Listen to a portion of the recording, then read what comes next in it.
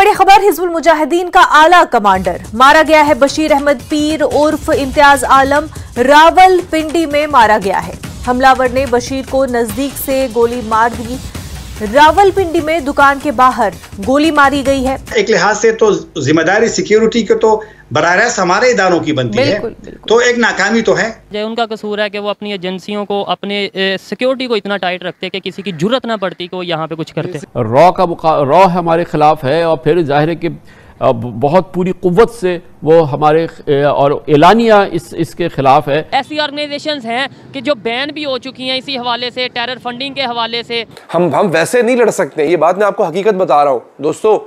अगर वसाइल की बात हो ना, हम भारत से लड़ नहीं सकते। 500 अरब डॉलर की इकॉनमी है, वो हमारे अकाउंट में 2.5 अरब डॉलर पड़ा हुआ है इस वक्त।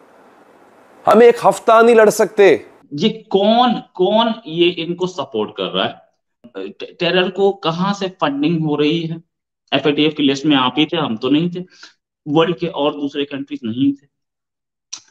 कहां से पूरी दुनिया टेरर के लिए किसको ब्लेम करती है?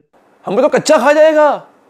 हमसे कई गुना बड़ा मुल्क है भाई, 1.5 अरब की आबादी है, दुनिया की सबसे बड़ी फौज है उसके पास तादाद के लिहाज से। डिफेंस बजट उनका 75 अरब डॉलर है, हमारे कुल असासे 2.5 अरब डॉलर के हैं। वो खा जाएगा। जय हिंद दोस्तों, very warm welcome to Hindustan special channel. Hizbul Mujahideen का लॉन्चिंग कमांडर बशीर अहमद पीर उर्फ इम्तियाज आलम सोमवार शाम पाकिस्तान के रावलपिंडी में मारा गया। एक हमलावर ने रावलपिंडी में एक दुकान के बाहर बेहद करीब से उस पर गोली चलाई, जिससे यह टॉप कमांडर वहीं ढेर हो गया। हिजबुल का यह कमांडर भारत में मोस्ट वांटेड सूची में शामिल था। यह आतंकी जम्मू कश्मीर में बहुत सारी आतंकी कार्रवाइयों के लिए जिम्मेदार था। पाकिस्तान हमेशा से ही आतंकवादियों के लिए सेफ हेवन माना जाता है। दुनिया के टॉप मोस्ट वांटेड आतंकी यहीं पाए जाते हैं। इसी पॉलिसीज की वजह से पाकिस्तान FATF की ग्रे लिस्ट में था। दरअसल आतंकवाद पाकिस्तान से ही पैदा हो रहा है। विश्व अब इस सच्चाई को भली भांति जान चुका है।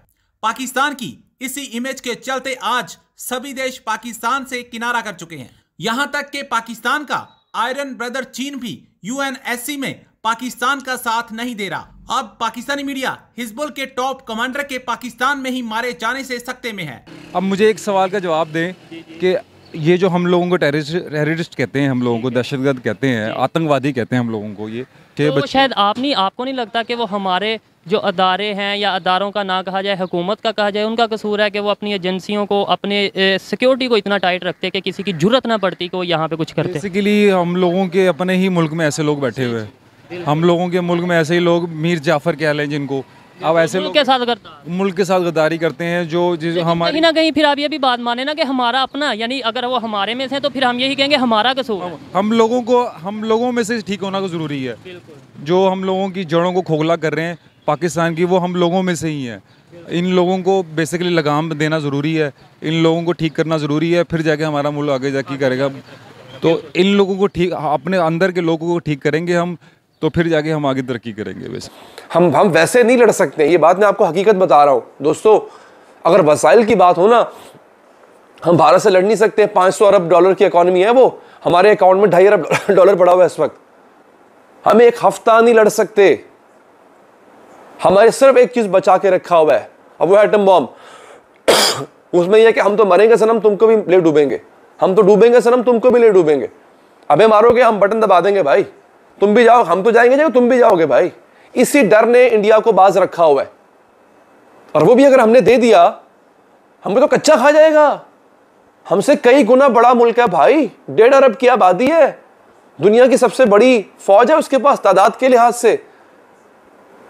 डिफेंस बजट उनका 75 अरब डॉलर है, हमारे कुल असासे 2.5 अरब डॉलर के हैं। वो खा जाएगा। ये कौन ये इनको सपोर्ट कर रहा है?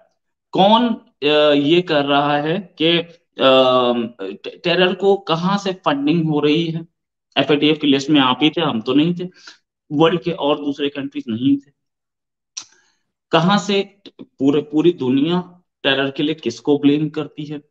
बिलावल साहब को ये भी पता होना चाहिए कि क्या कहां पे, किस कंट्री में सबसे ज्यादा UN डेजिग्नेटेड टेररिस्ट बैठे हैं। कहाँ सबसे ज्यादा यूएन डेजिग्नेटेड ऑर्गेनाइजेशंस हैं।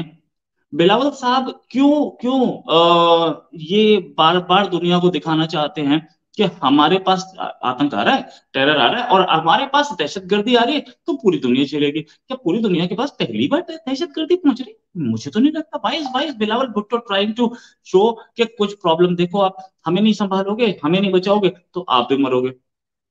ये दहशतगर्दी के लिए जिसको ब्लेम करते हैं अफगानिस्तान को, वो अफगानिस्तान में गवर्नमेंट किसने बैठाई? आप ही ने बैठाई, राइट। और ये भी है कि ये सोचने वाली बात कि वो तालिबान जिसको जिसको अभी थोड़े दिन पहले तक आपके पिछले प्राइम मिनिस्टर बोलते थे ये तो आम शहरी भाई, पाकिस्तान की गवर्नमेंट थी, पाकिस्तान के ही एक और ऑफिसर वहां पे गए थे, जो गवर्नमेंट बन रही थी उस समय, वो वहां बैठे थे, सबके सामने रिकॉर्ड्स पे, किताबों में, अखबारों में छपा हुआ है, उनके वीडियोस अवेलेबल, फोटोज अवेलेबल है। फैज हामिद साहब, ये सोचने वाली बात है कि अगर आतंक, हम तो पहले से बोलते आए, हिलेरी क्लिंटन ने पाकिस्तान को बोला कि अपने बैकयार्ड में स्नेक्स रखोगे तो आप ही को काटेगा।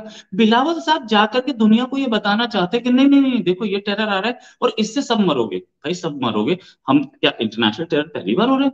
इससे पहले भी हुआ है, 9/11 अटैक हुआ था, हमारे मुंबई में अटैक हुआ था, लंदन में अटैक हुए हैं, फ्रांस में अटैक हुए हैं, तो तब तो चल रहा था, तब तो कोई प्रॉब्लम नहीं थी। आपके former prime minister Imran Khan बड़े इम्प्यूडेंटली वहां जाकर के बोल के आए थे यूएन में कि भाई हम आतंकी भेजते थे, हम टेररिस्ट भेजते थे कश्मीर में। उन्होंने first sitting prime minister to accept that हम टेररिस्ट भेजते थे। तो इसको रोकने का क्या तरीका है? अच्छा, एक चीज और कि मेरा टेररिस्ट जो है वो टेररिस्ट नहीं है, आपका टेररिस्ट टेररिस्ट है। ये थिंकिंग भी आ गई, कहीं परकोलेट कर गई है, और ये परकोलेट कर गई है तो मैं नहीं बोल रहा हूँ ये बात, मैं कौन हूं? ये इंटरनेशनल कम्युनिटी बोलती है, ये वर्ल्ड बोलती है, ये यूएन में कई बार बोला गया है। देन एक वहां पर यूएन में आप हाफिज सईद कहाँ हैं? सबको पता है। अब हाफिज सईद को बोलेंगे कि वो तो जमात का आदमी है। जी जमात का नहीं तो वो तो अपना कुछ एनजीओ चला रहा है, वो कश्मीर में जिहाद कर रहा है। अरे तो भाई कश्मीरी जिहाद, व्हाट इज दैट? ये एक रिवॉल्वर पाकिस्तान में रखना इलीगल है, लेकिन वही कश्मीरी के हाथ में चली जाती है तो वो जिहाद बन जाती है ना, वही जिहादी बन जाता है कश्मीरी। भाई पत्थरबाजी कश्मीर में हो रही है तो पाकिस्तान उसे सपोर्ट करता है, अपने लाहौर में हो गई तो आप उसे बोलते हो कि तो पत्थरबाजी। ये डबल स्टैंडर्ड से पाकिस्तान बाहर निकलेगा तो टेरर से निकल पाएगा। वी हैव सीन दिस, हम तो पहले दिन से बोल रहे थे कि टेरर है, आप इसे पाल रहे हो, देखो कल मारे जाओगे। अच्छा, दूसरी चीज, इन्होंने अपनी स्पीच में बहुतों के नाम लिए कि ये टेररिस्ट ऑर्गेनाइजेशन